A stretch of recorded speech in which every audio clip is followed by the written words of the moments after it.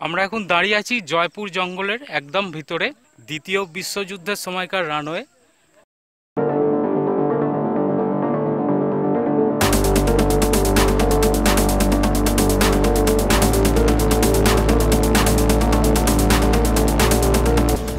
Very good morning আরও একবার সবাইকে।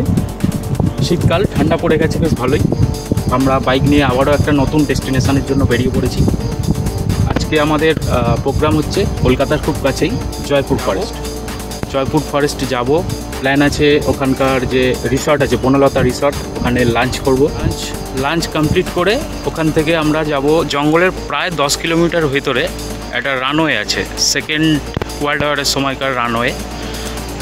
রানওয়েটা এখনও জীবিত, বাদবাকি সমস্ত কিছু ধ্বংস হয়ে গেছে। তো ওই রানওয়েটা মেন দেখতে যাব, এটাই টার্গেট আজকে।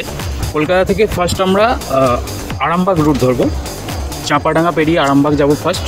আরামবাগ থেকে তারকেশ্বর নদীর ব্রিজ পেরিয়ে আমরা ডান দিক টার্ন নিয়ে বিষ্ণুপুর রুট ধরবো। বিষ্ণুপুর রুটেই জয়পুর জঙ্গল পড়বে। তো লেটস গো, শুরু করা যাক জার্নি। আপনারা সঙ্গে থাকুন। ভিডিওটি কেমন হলো অবশ্যই জানাবেন। যদি ভালো লাগে অবশ্যই লাইক করবেন, এবং এই ধরনের ভিডিও আরও দেখার জন্য অবশ্যই চ্যানেলটি সাবস্ক্রাইব করবেন।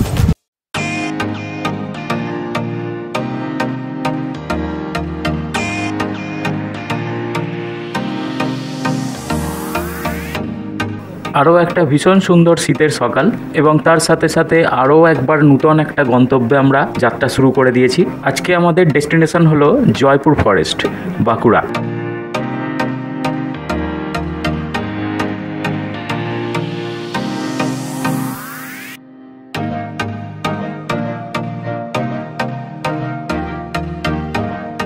আমরা এখন আরামবাগ রোড ধরে যাচ্ছি। এই রাস্তাটা স্ট্রেট আরামবাগ যাচ্ছে। আমরাও আরামবাগ পর্যন্ত এই রাস্তা দিয়ে যাব। আরামবাগ গিয়ে তারপর আরামবাগ টু বিষ্ণুপুর যে রুট আছে ওই রুট ধরব।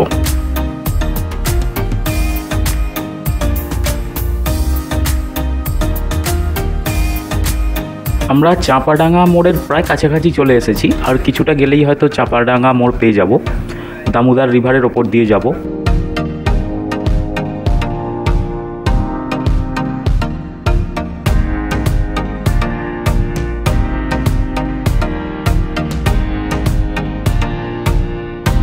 চাঁপাডাঙ্গা ক্রসিংয়ে আমরা এসে গেছি। ডান দিকে টার্ন নিলে স্ট্রেট তারকেশ্বর, আমরা স্ট্রেট বেরিয়ে যাব, সোজা বেরোবো।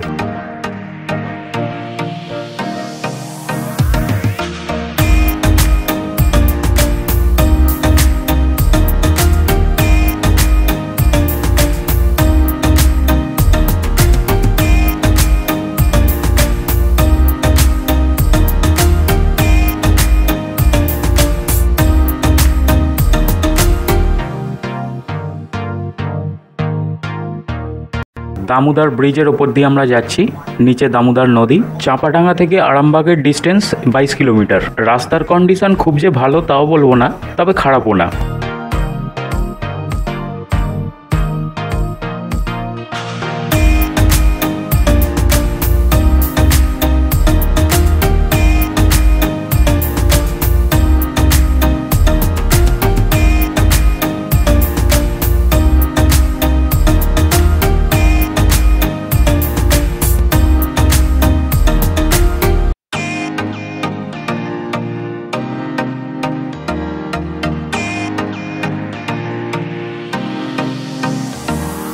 আমরা এখন মুন্ডেশ্বরী নদীর উপর দিয়ে যাচ্ছি। এই হলো মুন্ডেশ্বরী নদী।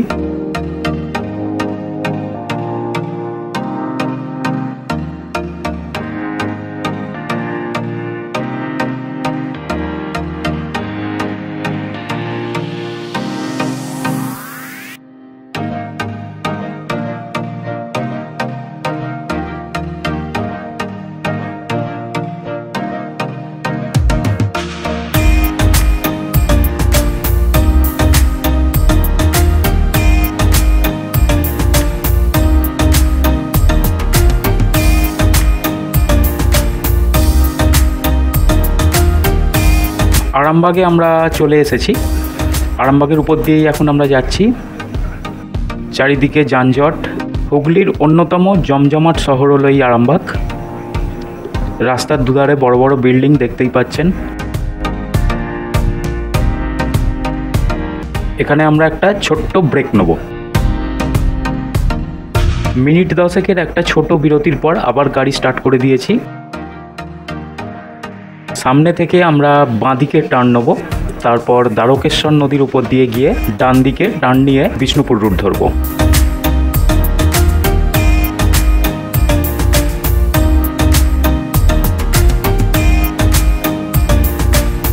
এই দ্বারকেশ্বর নদীর ব্রিজের ওপর দিয়ে আমরা যাচ্ছি।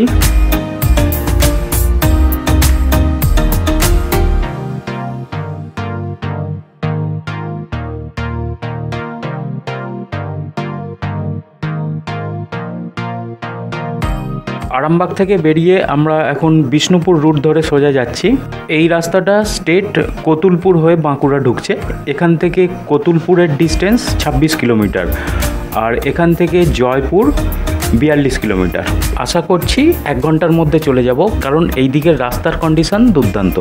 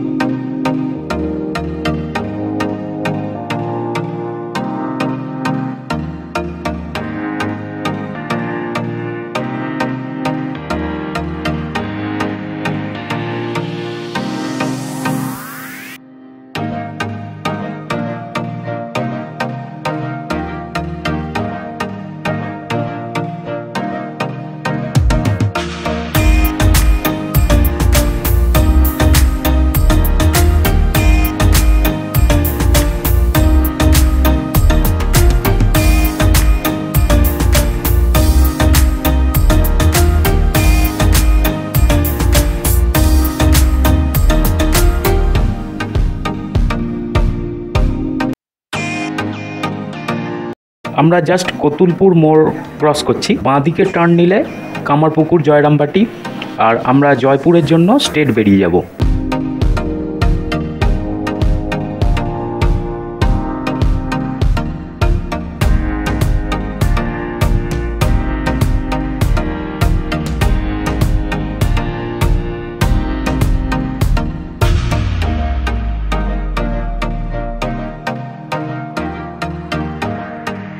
আমরা জয়পুর ফরেস্টের একদম কাছাকাছি চলে এসেছি। এটাই last petrol pump Jaipur forest ঢোকার আগে। এরপরে পেট্রোল পাম্প সেই বিষ্ণুপুরে।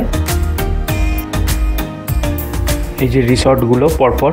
আমরা বনলতা রিসর্টে গাড়ি পার্কিং করব, করে ওখানে লাঞ্চ করব, বনলতা রিসর্টটা একটু ঘুরে দেখব, এবং তারপরে এখান থেকে বেরোবো জয়পুর জঙ্গলের ভিতরে, যেখানে এয়ারপোর্টটা আছে। এয়ারপোর্টে ঢোকার জন্য এই রাস্তা থেকে প্রায় 10 কিলোমিটার জঙ্গলের ভিতরে ঢুকতে হবে। আমাদের লাঞ্চ মোটামুটি কমপ্লিট। রান্নার কোয়ালিটি দুর্দান্ত। লাঞ্চে রাইসের একটা প্লেট নিয়েছিলাম, একবারে কাঁচা শালপাতার প্লেটের উপর পরিবেশন। রাইসের প্লেটটা 80 টাকা দাম নিল। আর আমরা 1 প্লেট টার্কি নিয়েছিলাম, টার্কি টেস্ট করে দেখলাম। টার্কির প্লেট নিল 300 টাকা। 1 প্লেটে 6 পিস থাকে। 1 প্লেট নিয়ে আমরা ডিভাইড করে নিয়েছিলাম। Test awesome. এবারে আমরা এখান থেকে জঙ্গলের ভিতরে ঢুকবো।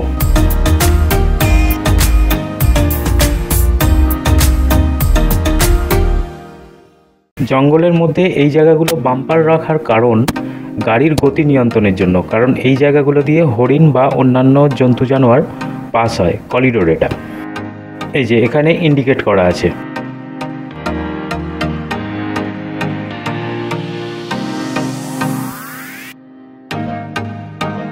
দুধারে জঙ্গল, মাঝখান দিয়ে রাস্তা, দুর্দান্ত ভিউ, চারিদিকে সবুজে সবুজ। এখান থেকে বিষ্ণুপুর ডিস্টেন্স 9 কিলোমিটার।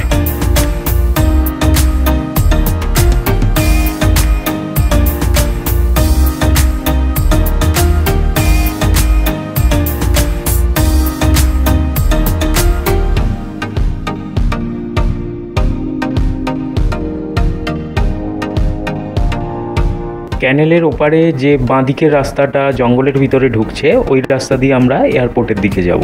উল্টো দিকে ফরেস্ট ডিপার্টমেন্টের অফিস।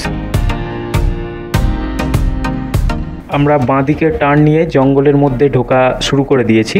পাশে যে ক্যানেলটি দেখা যাচ্ছে, বর্ষায় এটিতে জলে পূর্ণ থাকে, কিন্তু এখন পুরোপুরি শুকনো। এই রাস্তাটা সম্ভবত স্টেট এয়ারপোর্ট যাচ্ছে।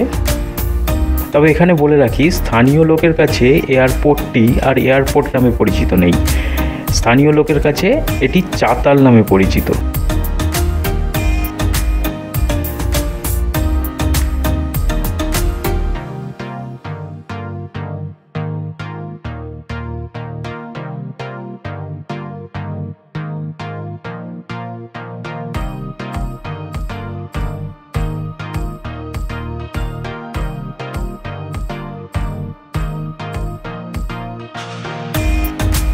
জঙ্গলের ভিতরে সম্ভবত ছোট্ট একটি গ্রাম।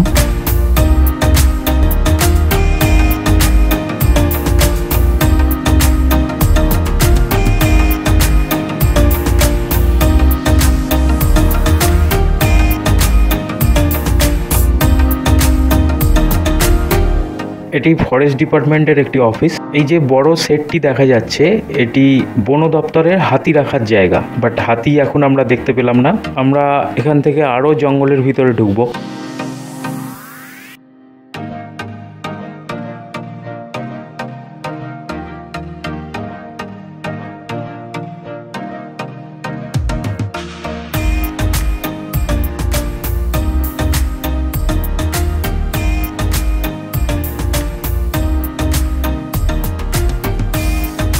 এই যে জায়গাগুলো দিয়ে আমরা এখন যাচ্ছি, এগুলো কিন্তু ওই এয়ারপোর্টেরই অংশ। পরিষ্কার দেখা যাচ্ছে বহু বছরের পুরনো, একদম কংক্রিটের সলিড, ব্যবহারের যোগ্য এখনো পর্যন্ত। এর বয়স প্রায় 100 বছরের কাছাকাছি।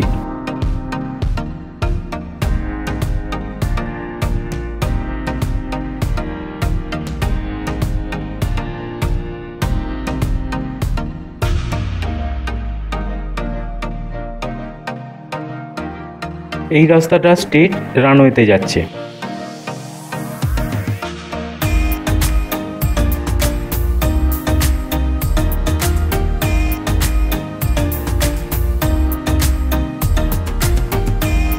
এই আমরা পৌঁছে গেছি রানওয়েতে।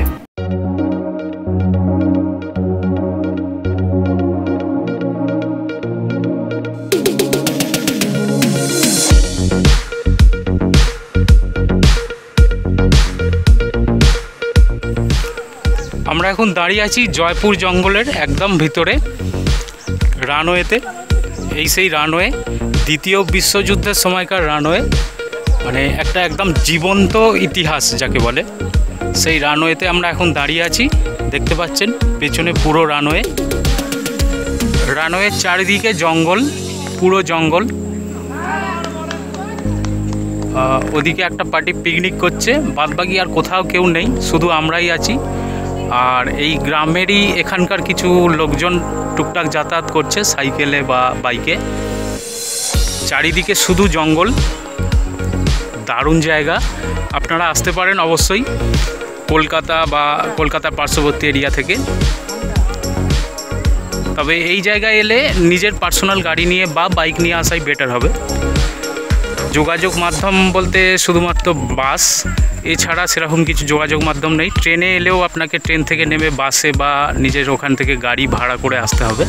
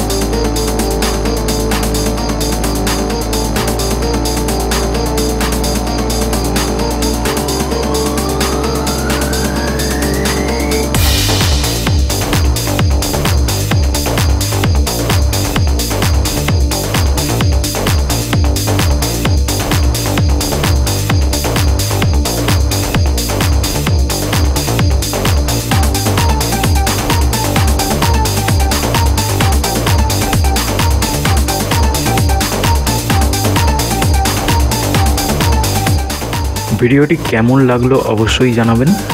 যদি ভালো লেগে থাকে অবশ্যই একটি লাইক করবেন এবং আমার আপকামিং ভিডিওগুলি সবার আগে দেখার জন্য চ্যানেলটি অবশ্যই সাবস্ক্রাইব করবেন।